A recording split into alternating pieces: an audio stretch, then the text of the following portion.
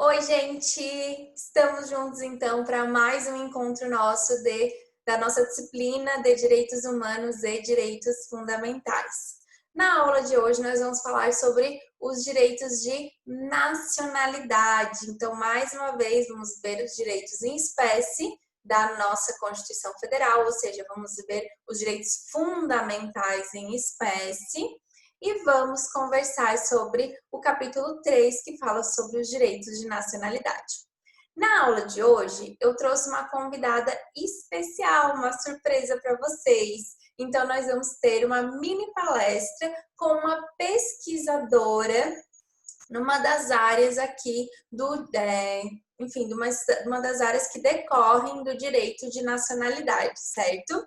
Ela vai falar sobre a questão dos refugiados, da migração, enfim. Antes da palestrinha dela, eu vou passar o currículo para ela, o currículo dela para vocês, certo? Mas antes, então, nós temos que assistir a aula de hoje, para a gente poder compreender melhor a palestra da nossa convidada especial. Espero que vocês gostem dessa surpresa. A doutoranda Joana é especialista nessa área, com relação à pesquisa, e com certeza ela vai acrescer muito no ensino de vocês com relação a essa disciplina, tá? Então vamos começar? Vamos.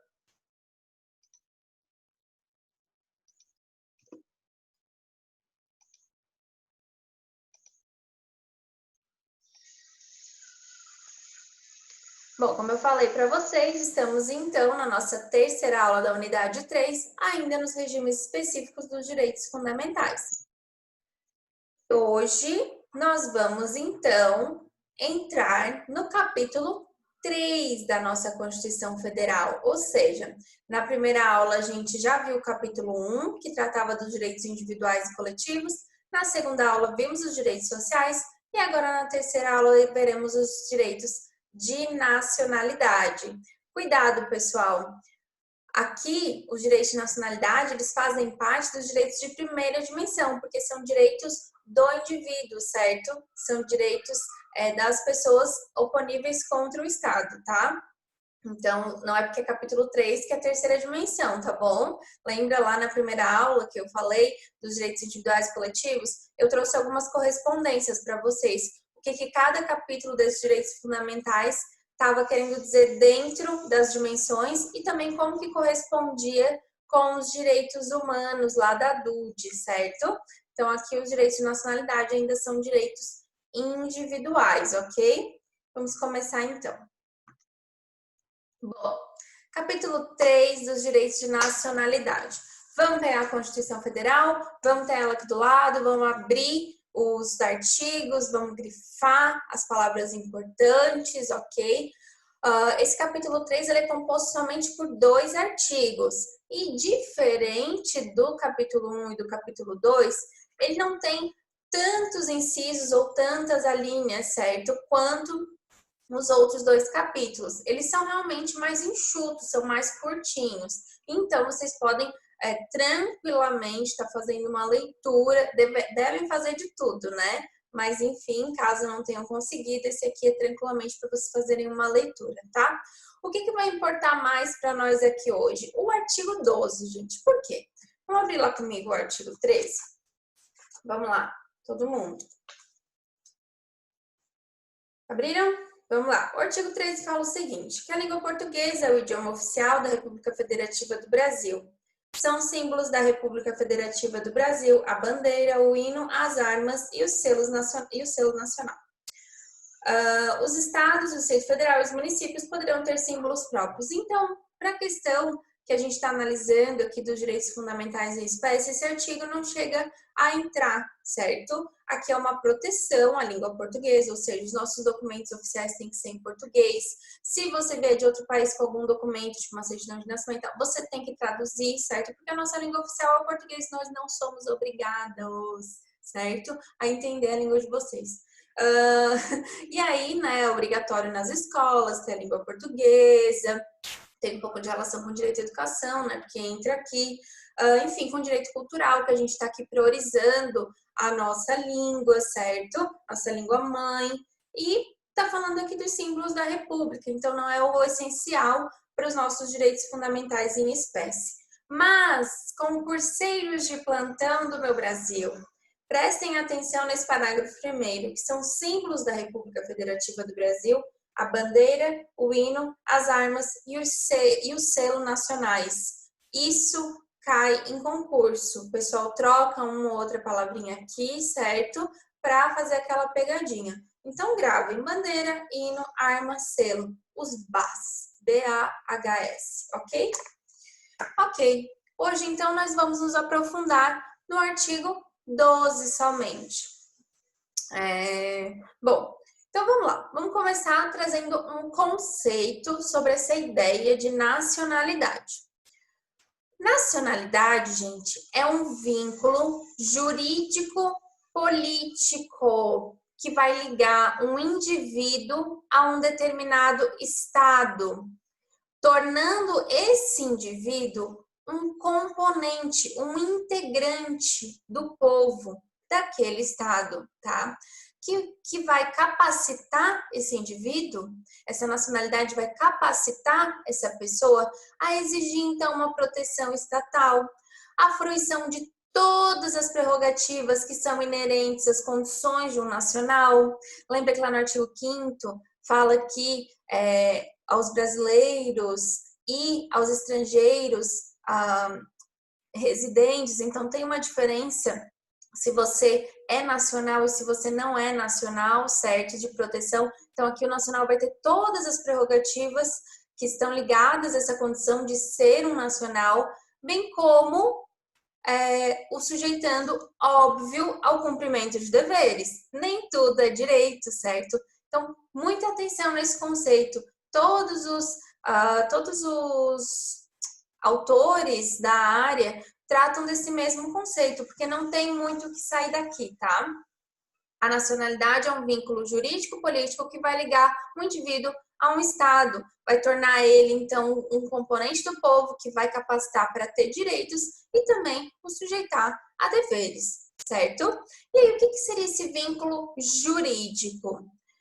Esse vínculo jurídico ocorre porque vai consagrar direitos para a pessoa.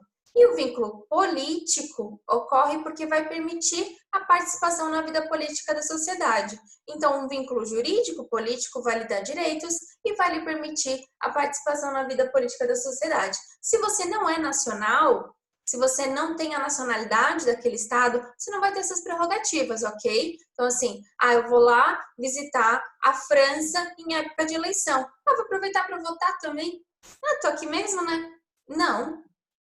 Eu não sou francesa, certo? Eu sou brasileira, então eu não tenho este direito, ok? E nem tenho o dever de votar, né? Se eu estou lá passeando, eu não sou obrigada a ir em algum lugar votar, ok? Bom, de acordo com a nossa Dude querida, que não falamos mais, né? Lá no artigo 15, fala que toda pessoa tem direito a uma nacionalidade. E ninguém pode ser dela privado arbitrariamente, tampouco se negar ao indivíduo o direito de alterá-la. Então, vamos lá. Toda pessoa, todo indivíduo, direito individual, tem direito a uma nacionalidade. Então, a gente veta algumas situações, como dos apátridas, que depois eu vou ensinar para vocês. E ninguém dela pode ser privado arbitrariamente, ou seja, ninguém vai de maneira arbitrária perder uma nacionalidade, ok? Ninguém vai perder, por exemplo, um brasileiro nato não vai perder a nacionalidade brasileira e ser expulso do Brasil, certo? Isso não vai acontecer, não pode acontecer, ok?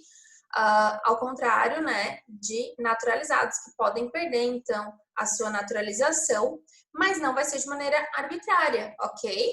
Não vai ser de maneira arbitrária, então precisa aí de todo um processo legal, lembra aí, ó, nossos direitos do artigo 5º, então lá o devido processo legal, contraditório, ampla defesa, que lindo os direitos se misturando. E também ninguém pode negar uma pessoa a alterar a sua nacionalidade. Vamos lá. Não vai ter arbitrariedade, tá? Quando forem respeitados os critérios legais que estão previstos lá na Constituição, certo? E que vão ter relação, né, com essa perda de nacionalidade. Então, o que a gente tem que avaliar aqui? Porque, assim, toda pessoa tem direito de uma nacionalidade. De repente, ela passa por um processo que ela perde a nacionalidade dela. Opa, mas peraí, toda pessoa tem direito a uma nacionalidade. Não, mas olha só, a gente também tem critérios a seguir, certo? Estamos falando aqui dos naturalizados, tá? Depois vocês vão entender melhor isso. Então, assim, a gente tem alguns critérios, né, que a gente tem que tomar cuidado quando a gente é naturalizado em outro país, que a gente tem que seguir, certo? A gente não nasceu, a gente não é nato daquele país, então a gente tem que seguir alguns critérios. Se a gente não seguir, se a gente for contra o que a Constituição daquele país diz, a gente pode, então, estar perdendo essa nacionalidade, tá? Só que, assim, esses critérios para alguém perder, já que é um direito individual, já que é um direito de nacionalidade de todo indivíduo, esses critérios, eles têm que ser razoáveis perante, olha aí, ó, o sistema internacional de direitos humanos. Não estamos mais nem falando somente da nossa Constituição Federal. Então, assim, ó, internacionalmente, a Organização das Nações Unidas vai estar cuidando se esses critérios são razoáveis para alguém perder a nacionalidade, tá bem? E por ser, então, um direito de nacionalidade, que não pode ser uma obrigação, é um direito, tá? Vai garantir a todos os seres humanos o direito também de deixar de ser nacional de um país e de ser de outro através da naturalização, tá bem? Então, assim como o Estado pode, não de maneira arbitrária, mas com o devido processo legal, seguindo todos os critérios, decretar a perda da nacionalidade de alguém, a pessoa também não é obrigada a ser nacional daquele determinado estado a vida inteira, certo? A gente vê muito nas pessoas vão morar em outro país e acabam se naturalizando lá, ficando vários anos, né? Não tem mais nenhum, às vezes, nenhum vínculo aqui, mesmo que seja de família, mas trabalho, propriedade, enfim, tá tudo lá. E aí acaba preferindo ter a naturalização de outro local. Para quê? Para quê? Para ter todos os direitos, certo? Para ter todos os direitos e seguir também, óbvio, né? Os deveres não preciso nem dizer, né? Se você quer ser naturalizado lá, você tem que seguir. Mas ter todos os direitos daqueles que são nacionais. Então tá, peraí. Algumas denominações que são muito importantes relacionadas à matéria, eu já trago aqui de início para vocês. Relacionada à nação, nacionalidade, povo, apátridas, estrangeiros, cidadãos, certo? Para a gente entender a diferença dessas questões. Nacionalidade e nação são parecidos, mas não se confundem, são questões diferentes. Então vamos lá. Nação vai designar um conjunto de pessoas localizados em um território específico que são possuidoras das mesmas tradições, os mesmos costumes, a mesma língua, a mesma identidade sociocultural. Eles estão vinculados no aspecto histórico, cultural, econômico, linguístico e partilham também de laços como de consciência coletiva e sentimento de comunidade. Então, uma nação é um conjunto de pessoas que estão em um território específico que tem, mais ou menos assim, objetivamente, né, os mesmos aspectos históricos, culturais e tal. Aqui no Brasil nós somos uma nação, ok? A nacionalidade ocorre a partir do momento que a nação se organiza. Então, aqui se organizou uma nação em Estado e passa a ser entendida como um vínculo jurídico político que vai unir o indivíduo ao Estado. Faz então o quê? Que o indivíduo passe a integrar o povo desse Estado e, por consequência, desfrute dos direitos e submeta às obrigações. Então, assim, esse termo nacionalidade, ele está um pouco mais próximo da questão do termo povo, porque povo representa o conjunto de nacionais, que vão compor os elementos humanos, né? Conjunto de pessoas de um estado. Então, o povo é um conjunto de pessoas de um estado. Só que aqui a gente está falando dos natos e naturalizados. Então, no estado brasileiro, nós temos o povo brasileiro, que são os natos e naturalizados, aqueles que são nacionais, ou seja, que têm a nacionalidade brasileira. Então, vamos lá. A nação é um conjunto de pessoas que estão localizadas num território específico e vão ter as mesmas tradições, costumes, línguas, etc. A nacionalidade ocorre a partir do momento que a nação se organiza. Então, se existe uma nação, existe aqui, por exemplo, o Brasil, se existe uma nação, o povo aqui dentro é o povo nacional, é o povo brasileiro. Fechou? População daí, ela já é mais abrangente. Ela vai incluir todo o conjunto de pessoas residentes num território.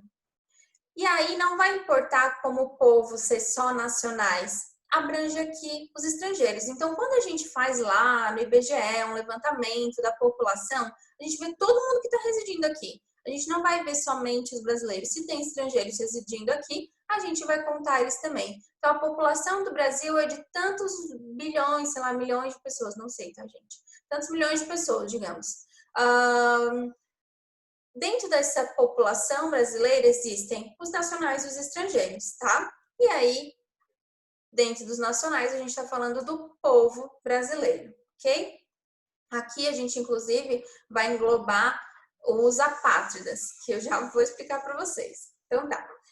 Quanto a esse termo, apátridas, nós temos dois terminhos, na verdade, para analisar. Os polipátridas e os apátridas, tá? Que eles são fenômenos que eles vão vir da faculdade, ou seja, da possibilidade que os estados-nação possuem, então, de definir os seus próprios critérios para a aquisição de nacionalidade. Então, assim, essas pessoas, elas acabam entrando em situações que vão decorrer justamente dessa faculdade que cada estado tem de decidir como que cada pessoa vai ser nacional ou não vai ser nacional. Os apátridas são aquelas pessoas que são desprovidas de pátria. Elas não vão ter nenhum vínculo jurídico político com nenhum estado que poderia os converter em nacionais. São pessoas que não possuem vínculo, então elas não são nacionais de estado nenhum. Por quê, gente? Porque elas não se enquadram dentro dos critérios de aquisição de nacionalidade de algum estado. Vocês já vão entender isso. Essa condição de apátrida, ela vem principalmente de um conflito negativo de nacionalidade, onde nenhum estado está interessado em proclamar o indivíduo como seu nacional. Olha só o exemplo para começar a ficar mais claro. Quando nasce uma criança, acompanha aqui comigo, nos domínios geográficos do estado A, que reconhece exclusivamente o sistema ius sanguinis, ou seja, baseado na descendência, na ascendência, que é de sangue, tá? Como um critério de concessão de nacionalidade. Essa criança que nasceu lá no território do estado A, ela é filha de pais de nacionais do estado B, tá? Que adota de modo exclusivo o critério territorial. Então, ela tá lá, ela nasceu lá no estado A, ela nasceu lá no estado A, e ela é filha de pais que são nacionais do estado B, ou seja, eles não são nacionais desse estado. Esse estado A é o critério sanguíneo, só que os pais dela não são nacionais de lá. E lá no estado que os pais dela nasceram é territorial e ela não nasceu lá, entenderam? Então, assim, aqui nesse que ela nasceu, que é pelo vínculo sanguíneo, ela não tem, porque os pais não são nacionais de lá. E aqui nesse que ela tem os pais, ela não tem a nacionalidade porque esse estado aqui, ele diz que é pelo território e ela não nasceu lá. Então, essa pessoa é uma apátrida. Ela não consegue nem a nacionalidade pela descendência, pela ascendência, pelo vínculo sanguíneo, e ela não consegue a nacionalidade pelo território, porque ela não nasceu em outro lugar, certo? Que onde ela nasceu não aceita assim, e o vínculo que ela tem sanguíneo não é de lá, e o vínculo que os pais dela têm com outro estado exige o territorial e ela não nasceu lá. Então ela é uma apátrida. Ela não consegue nacionalidade de lugar nenhum. Onde ela nasceu não reconhecem ela, porque não é por onde ela nasceu, seria pelo vínculo sanguíneo, e o vínculo sanguíneo dela não consegue levar ela para outro estado, porque o estado dela diz que ela teria que ter nascido lá para ganhar a nacionalidade. Bem complicada a situação, mas acontece, tá bom, gente? E já aconteceu muito também nesse mundo. Bom, então, então aqui eu trouxe um esqueminha para vocês disso que eu acabei de falar. A pessoa apátrida, ela nasceu no território A e ela é filha de nacionais do estado B. No estado A, adota o critério sanguíneo, no estado B, critério territorial, exclusivamente ambos. Ela não vai ser nenhum e nem outro, tá bem? Bom, esse fenômeno apátrida, ele pode se originar também, não só nessa situação de ter nascido num lugar que não aceita, que não te diz que tu é nacional por ter nascido lá, mas sim pelo vínculo sanguíneo, ou de o teu vínculo sanguíneo não ser de lá, e aí outro estado não te aceitar porque tu não nasceu lá, tá? Então, fora isso, a gente tem uma situação de uma pessoa que ela se naturaliza, ou seja, ela vai para outro estado e adquire a nacionalidade de outro lugar que não foi aquele original dela, tá? E aí, ao longo do tempo, ela perde a nacionalidade. Desculpa. E aí, quando ela adquiriu essa naturalização, ela perdeu a dela de origem. Ela não ficou com as duas, tá? E não ficou com dupla cidadania. Então, a pessoa se naturalizou, por exemplo, lá nos Estados Unidos, certo? Virou norte-americana.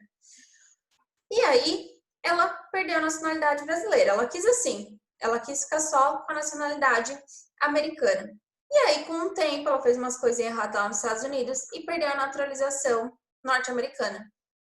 Só que ela também já tinha perdido a brasileira quando ela optou por ficar só com a americana, com a dos Estados Unidos. E aí ela ficou uma apátrida, porque não é automático, tá, gente? Para voltar a ter a tua de origem, exige um processo. Afinal de contas, você negou a sua nacionalidade de origem, tá? Então, você optou consensualmente, voluntariamente, pelo interesse de não ter a nossa nacionalidade. Então, assim, não é simples assim. Então, tá, ela perdeu a de origem quando resolveu se naturalizar. E aí, com o tempo, perdeu a naturalização, ficou sem as duas, também se torna uma pessoa apátrida, certo? Não tem a nacionalidade de lugar nenhum. Então, são duas situações que podem ocorrer, então, com relação aos apátridas. Pode ser lá na causa nascimento ou causa longo da vida, tá bem? Só que assim, como é um direito de nacionalidade, é um direito fundamental das pessoas e também um direito humano, que está lá assegurado na DUD, como eu falei para vocês. E então essa ideia da pátria, ela é vista como intolerável para os direitos humanos. Algum jeito a gente tem que dar, a pessoa não pode ficar sem nacionalidade, tá? A gente vai ter que resolver a situação dessa pessoa de algum modo, tá? Então, o que acontece? O que os direitos humanos tentam, né, que os Estados-membros façam? Que eles evitem legislações que adotem somente um critério, somente o critério sanguíneo, somente o critério territorial. Você pode ter um critério principal. Por exemplo, o critério principal do Brasil é o territorial. Nasceu aqui, é brasileiro, ok? Mas você tem que ter uma segunda opção que você pode colocar, então, alguns incrementos, alguns critérios, para que a pessoa não fique nessa situação de apátrida, certo? Então, o Brasil, o critério principal é o territorial, tá? E aí, depois, ele dá algumas alternativas para os critérios sanguíneos, caso a pessoa não tenha nascido aqui, para que ela não fique, então, uma apátrida, ok? Então, o que os direitos humanos pedem? Que as legislações tentem trazer critérios de aquisição mistas, ou seja, tanto associem critérios territoriais quanto critérios sanguíneos, tá? E aí, assim, a gente vai poder diminuir esses efeitos negativos, né, de quando ocorre uma situação dessa. Por exemplo, o Brasil, ele auxilia em algumas situações, como, por exemplo, ele permite que os apátridas adquiram passaporte, tá? Então, assim, na nossa legislação tem alguns auxílios nesse sentido quando ocorre alguma situação dessa, tipo uma pessoa resolveu se tornar brasileira, por exemplo, naturalizar brasileira, com o tempo perde, já não tinha de origem, enfim, o Brasil ainda permite que essa pessoa adquira passaporte para que possa estar saindo do país sem esse documento, não tem como, enfim. Mas, de maneira geral, só para vocês entenderem, os direitos humanos não tentam que isso aconteça, para que exista essa possibilidade mista, não somente exclusiva. Mas existem países que ainda adotam somente a exclusiva. Os polipátridas, daí, pela sua vez, né? Estávamos falando dos apátridas, não pátrios, certo? Agora a gente está falando dos polipátridas, ou seja, que tem muitas pátrias, ok? Que são aqueles que, quando no nascimento, se enquadram nos critérios que dão concessão de nacionalidade de origem de mais de um estado, certo? Que vão ocasionar, então, um conflito positivo, que vai resultar, então, em dupla ou múltipla nacionalidade. Os apátridas são um conflito negativo, certo? Porque você não vai ficar com nenhuma nacionalidade.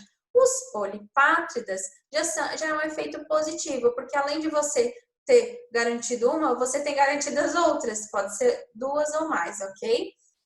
Então, um exemplo para ficar claro. A gente tem que imaginar uma criança, acompanha aqui comigo na tela, que nasça no estado A. Eu acho até que eu tenho aqui montadinho. Aqui tem.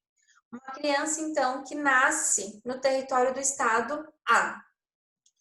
Ela é filha de pais nacionais do estado B. No estado A que ela nasceu, adota o critério territorial.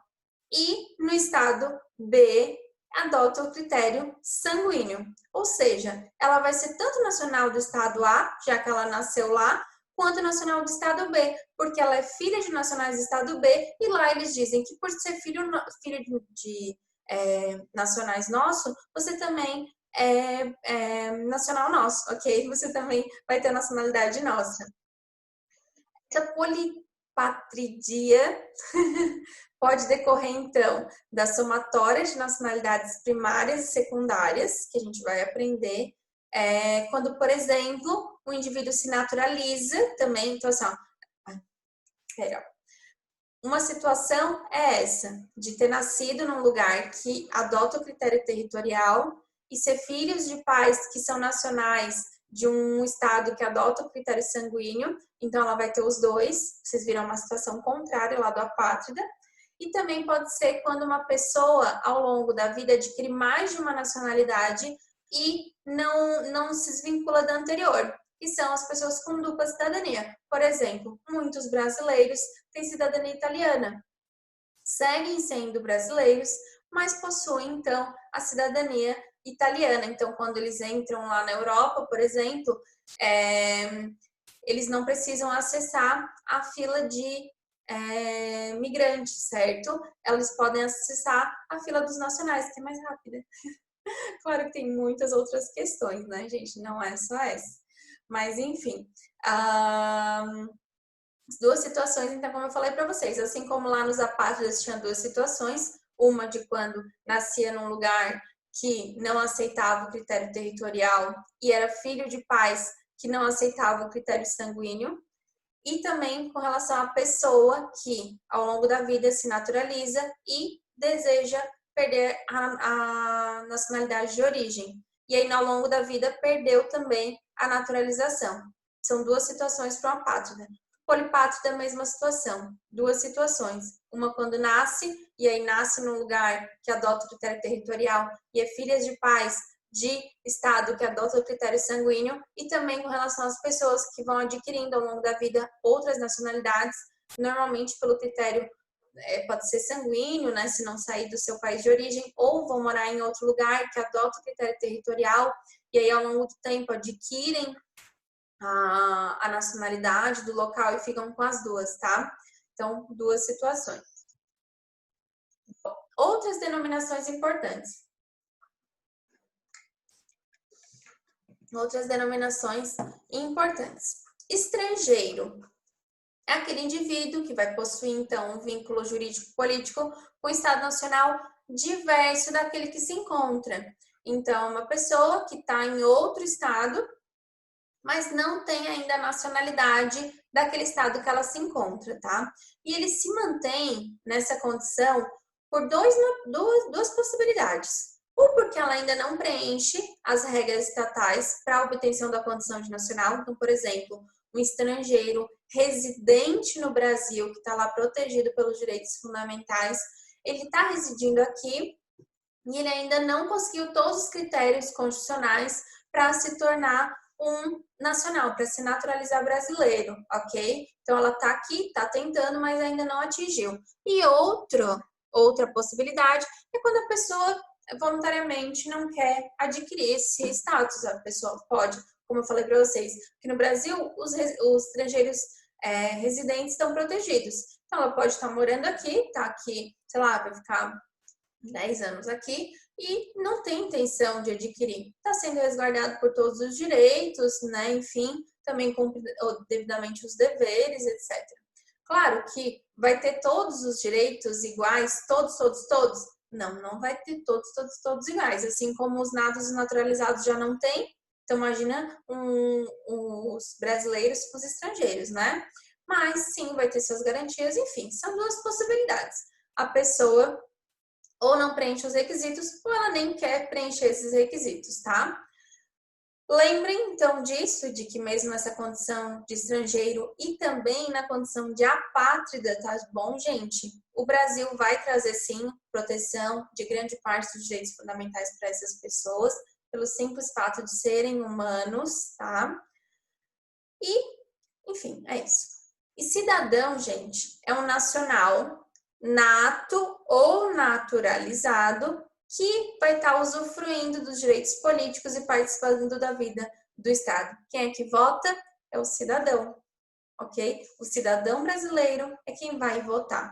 Ou seja, brasileiro nato ou naturalizado, aquele que adquire direitos políticos que a gente vai estudar na aula que vem, ok? E refugiado tem a sua classificação lá na Lei da Migração, que é a Lei 3.445 de 2017. E lá nessa lei diz que refugiado vai ser todo indivíduo que, devido a fundados temores de perseguição por motivo de raça, religião, nacionalidade, grupo social ou opiniões políticas, encontre-se fora de seu país de nacionalidade e não possa ou não queira acolher-se à proteção do seu próprio país, ou seja, se refugia em outro. O refugiado também é todo indivíduo que, não tendo nacionalidade e estando fora do país onde teve sua residência habitual, não possa ou não queira reingressar a ele em função das circunstâncias descritas no inciso anterior, e também devido à grave generalizada violação de direitos humanos, é obrigado a deixar o seu país de nacionalidade para buscar refúgio em outro país. Então, essa é uma pessoa refugiada.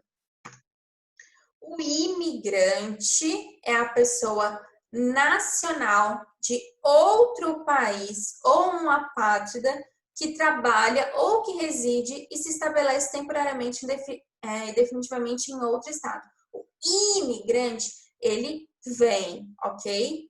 Imigra, vem para cá. O emigrante é a que sai, tá? É o que vai se estabelecer temporariamente ou definitivamente em outro estado que não o seu nacional. Então, o imigrante vem, o emigrante é o que vai sair, tá? Imigrante interno, emigrante externo, e de externo, tá? O residente fronteiriço é uma pessoa nacional de um país limítrofe. Por exemplo, nós e Uruguai, ok? Ou apátrida, que conserve a sua residência habitual em um município que seja fronteiriço com o seu país. Tá? Então, uma pessoa ali do Uruguai atravessa a rua, está no Brasil, a casa dele, ele resolveu constituir ali no Brasil, mas ele é ainda nacional uruguaio, ok? E visitante, né, gente, é a pessoa nacional de outro país ou uma apátrida que vai de um país a outro em curta duração, sem a pretensão de estabelecer residência, certo? De estar no território nacional de maneira definitiva ou ao menos assim um temporário maior, né? Não assim, não aquela visitinha, ok? Então esses são as denominações mais importantes relacionadas à matéria.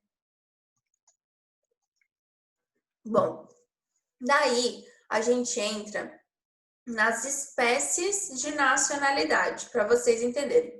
Então, assim, a gente tem duas espécies de nacionalidade, que é a primária, que é a de origem, a originária, e a secundária, que é a que vai ser adquirida. Então, vamos lá. A nacionalidade originária, que é a primária, tá? É aquela que vai resultar de um fato natural, ou seja, do nascimento, tá? Que ela pode ser estabelecida por meio dos critérios sanguíneos, que é os determinados pela descendência biológica, com a nacionalidade dos pais, ou territorial, pelo local do nascimento, ou misto, tanto territorial quanto nacional. Então, a originária ela vem do nascimento. Você pode ter tanto a nacionalidade sanguínea, quanto a territorial, quanto as duas. Por quê? Ela vai originar do fato de você ter nascido. A gente vai analisar o local que você nasceu, quais são os critérios que adota para obter a nacionalidade e também vai analisar a questão de descendência, se os seus pais não são do mesmo lugar que você nasceu, ok? Então, ela pode decorrer do nascimento, por decorrer do nascimento, é um meio involuntário de aquisição de nacionalidade. Você não escolhe. O fato de você ter nascido te dá a condição da nacionalidade, tá bem? Essa seria a originária, quando você recebe uma nacionalidade quando nasce. Ah, professora, você falou que o apátrida, ele pode ter uma situação lá de nascer num lugar e tal, blá, blá, blá. Ok. Mas quando, o que eu tô falando aqui é daquela nacionalidade que você adquire quando nasce e você adquire. Não tô falando de quem não adquire, ok? Então, quando você adquire uma nacionalidade simplesmente pelo fato de ter nascido, é uma nacionalidade originária. E você não escolheu aquela nacionalidade, você não escolheu onde nascer e nem dos pais que você está nascendo, certo? Da família que você está vindo. Bom, e a secundária, gente, ela é aquela adquirida, porque ela é resultante de um ato voluntário nosso, tá? Que a gente se manifesta após o nascimento. Essa secundária, a gente chama de naturalização, tá bem? Ela é expressamente de uma revelação, de um ato de vontade, tá bem? De compor outro estado, de ter outra nacionalidade. Então, aqui, ela é um ato voluntário. A originária é um ato involuntário, você teve aquela nacionalidade originária simplesmente pelo fato de ter nascido, e a secundária você opta, não, eu quero ter dupla cidadania, eu quero não morar mais aqui no Brasil, eu quero morar na Europa, eu quero em algum país da Europa, né? Eu quero morar na China, eu quero morar nos Estados Unidos, eu quero morar na Argentina, enfim. Você opta, então, por ter uma segunda nacionalidade, certo? Porque, assim, ó, pode ser que tenha gente que vive uma vida inteira em outro local, né, sem se regularizar. Mas não é bom, gente. Sem dúvidas, você não é detentor de todos os direitos e garantias daquele local. Então, claro, né, você precisa se regularizar, não ficar lá o tempo inteiro de maneira... não que você esteja irregular, nem todo estrangeiro é irregular, mas não tendo todos os direitos como as outras pessoas, né? Simplesmente pelo fato de você não ter tido a nacionalidade original daquele local. Então, né, você tá lá às vezes há mais tempo do que muita gente que nasceu lá. Então, por isso que você vai lá e adquire uma nacionalidade secundária para se regularizar, para ter todos os direitos, enfim. Mas é um ato voluntário, certo? Ninguém te obrigou a isso. Você pode escolher tê-lo ou não. Bom, vou encerrar esse bloco e já voltamos para o nosso segundo bloco, então.